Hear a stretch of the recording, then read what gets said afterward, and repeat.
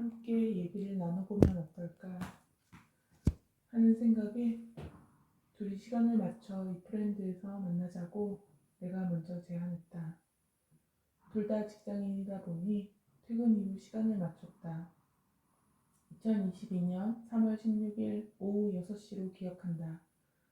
호스트로 랜드 개설은 처음이었다. 랜드 종류를 꼼꼼히 살펴볼 새도 없이 랜드를 개설하고 링크를 달리는 소녀님께 공유했다.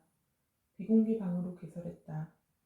그러나 혹시 프렌즈 분들 중 야생동물 관련 진로에 관심 있는 분이 있다면 참여해도 상관없겠다 싶어 이 프렌즈 사단방, 단톡방에 비공개 방 링크를 올려두었다.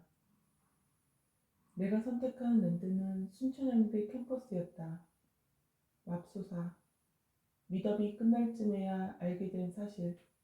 내가 한 번도 가보지 못한 랜드였고 맵에 대한 이해가 없어 길을 잃었다. 엄밀히 얘기하면 달리는 소녀님과 내가 둘이서 이야기를 나누는 방이니 상관없다고 생각했기에 나의 이품이가 어디에 있었던지 상관이 없었다. 마이크를 켜고 달리는 소녀님과 얘기 나눌 작정이었기 때문이다. 인스타그램 DM으로 나누던 전공 분야나 진로 이야기를 두서없이 나누고 있었다. 내가 개설한 비공개 방에 방문자들이 늘기 시작했다. 10명 가까이 들어와 주셨고 그중 한 분이 마이크를 켜고 비공개 방으로 하면 공식 미더으로 인정 안 되니까 사람들 많이 들어오려면 공개로 랜드 수정해 두는 게 좋을 것 같아요. 그리고 몇 분만 더 들어오면 공식 미더으로 인정받을 수 있으니까요. 라고 말씀해 주셨다. 공식 미더으로 인정? 생각지도 못한 제안이었다. 우선 랜드를 공개로 수정해 두니 금세 18명까지 참여자가 늘었다. 그러나 1시간을 채울 생각으로 개설한 방이 아니었던지라 달리는 소녀님과 이야기 소재도 떨어져 가고 있었다. 나에 대해 정식으로 소개했던 자리도 아니었던지라 참여자들에게 난데없이 야생동물 관련 진로로 질문을 해달라고 요청했다. 지금 생각해보면 이불킥 장면이다. 준비한 발표 자료는 없지만 어색한 침묵 상황을 깰 수 있는 뭔가가 필요했다. 마침 핸드폰 동영상 폴더에 우리 회사 사무실을 찾아오는 길냥이 만두의 영상이 몇 개 있었다. 30초짜리 영상 파일 1개, 1분 30초짜리 영상 파일 1개, 이게 전부였다. 계속 반복해서 틀었고 당황해하는 나에게 채팅창으로 말을 걸어주시는 고마운 분들이 계셨다. 지금이라면 누군지 일일이 기억하고 태그 달아서 미더 후기를 올렸을 텐데 아쉽다.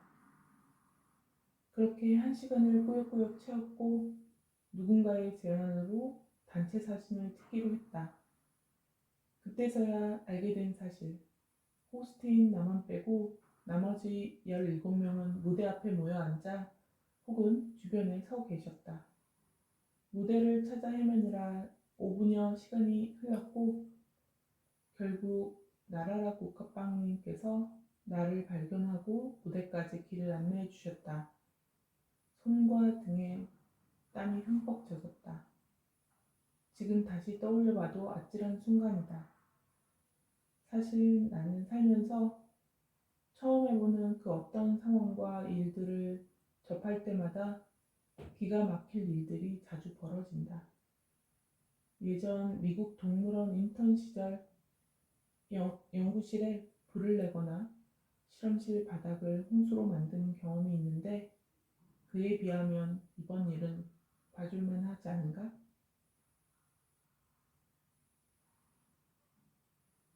두 번째, 3월 22일 짐승큐를 소개하다. 첫 번째 미더업에서 내 소개를 제대로 하지도 못했었다. 두 번째 미더업에서야 내 소개를 본격적으로 하였다. 물론 현생 모두를 공개하지는 않았다. 지금도 마찬가지이긴 하다.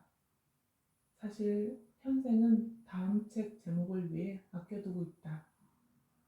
살짝 공개하자면 사실 짐승큐는 땡땡땡이다. 이다. 물론 기약도 없는 책을 소개할 이유가 있나 싶다. 나의 그간 경력 위주로 나에 대한 소개를 했다. 야생동물 관련 콘텐츠로 미덕을 열기에 적합한 인물인지 알려드리는 게 맞을 것 같아서였다. 4기 이프렌즈의 활동 계획도 소개했다. 크게 4가지 소주제로 매달 돌아가면서 미덕을 열 계획을 소개하였다. 첫 번째는 동물과 관련한 진로, 직업 관련 주제이고 두 번째는 짐승큐가 직접 경험한 날 것 그대로의 야생동물 탐사기, 세 번째는 동물 뉴스 읽기, 마지막은 야생동물 관련 명사 소개였다.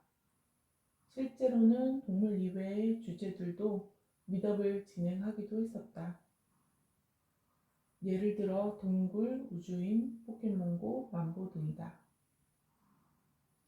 두 번째 미덕에서 날 것 그대로의 야생동물 탐사기란 주제로 러시아 야생동물 탐사 경험에 대해 소개하는 자리였다. 러시아 야생동물 탐사기는 15년 전쯤으로 기억된다. 나는 멸종위기종 사냥을 연구했고 사냥으로 박사까지 마쳤다. 사냥 연구를 하며 대학원생 시절 같은 종이 서식하는 러시아 연구진들과 활발하게 학술적 교류를 했다. 한평생 사냥을 연구하신 러시아 부부 박사님을 모셔서 설악산에서 같이 조사도 하고 학술 세미나도 여러 차례 했었다. 공동 연구 결과 발표를 위해서 해외 학회, 러시아, 인도 등 함께 참석하며 서로의 발표를 격려해 주기도 했다. 러시아에 직접 가서 사냥을 조사한 것은 10여 년 전쯤이 처음이다. 지도 교수님과 NGO 단체 출신 1명, 그리고 나는 러시아 라조 자연보호구 연구소장님의 초청으로 러시아를 방문했다. 처음 가는 러시아 방문이기도 했고 국제공항임에도 전혀 영어가 통하지 않고 안내 표지판도 모두 러시아여서 꽤 당황했다. 공항에 도착한 뒤 간단히 장을 보고 조사지 근처 호텔로 짐을 풀었다. 다음 날 이른 아침 섭외된 조사 차량에 짐을 옮겨 싣고 빛 포장 도로를 따라서 조사지 근처 오두막 숙소로 이동했다. 숙소에는 전기도, 수도도, 난방도 없었다. 러시아 연구자들이 허트, 오두막이라고 칭하는 이곳은 야생동물 연구자들이 조사 목적으로만 임시로 머무는 장소라고 설명했다. 삐걱거리는 나무 바닥과 나무 침대, 녹슨 식기, 배터리가 다 되어 멈춘 벽시계는 마치 영화 세트장 같았다. 성별로 구분된 방, 침대 곁에 짐을 가지런히 풀었다. 낯선 경험이지만 자연의 섭리대로 살아간다는 것이 무엇인지 처음 경험해본 순간이었다. 해가 뜨면 눈을 뜨고 활동하고 해가 지기 전에 저녁을 해결한 뒤 잠자리에 들었다.